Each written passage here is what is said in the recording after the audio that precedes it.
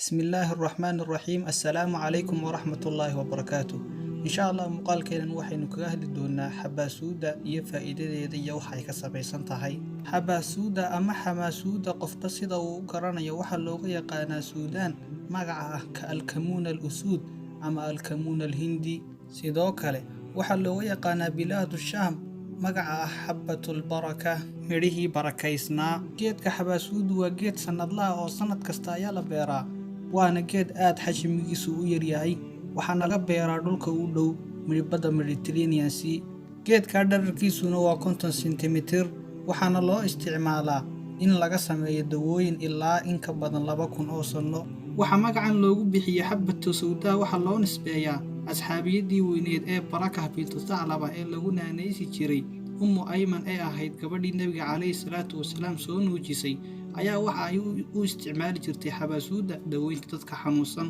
iyadoo ku amal falaysa xadiiskii nabiga calayhi salaatu wasalaam waxa kaloo lagu sheegay xabaasuuda axaadiista nabiga in ay tahay dawo aad u quwad badan oo aad u fiican culimo fara badanna waxay ku qoreen kitaabtooda faa'iidada xabaasuuda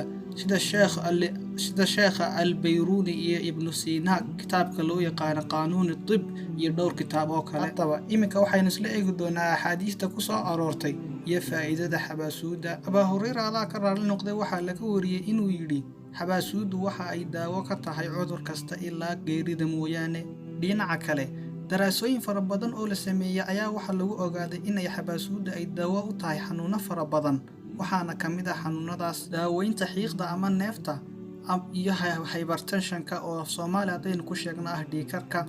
iyo daaweynta cudurka habka dheefshiidka waxa kale ay ka hortagtaa koritaanka bakteeriyada iyo jeermisyada waxa kale ay leedahay xabaasuudu xanuun joojin waxa kale ay lagu daweeyaa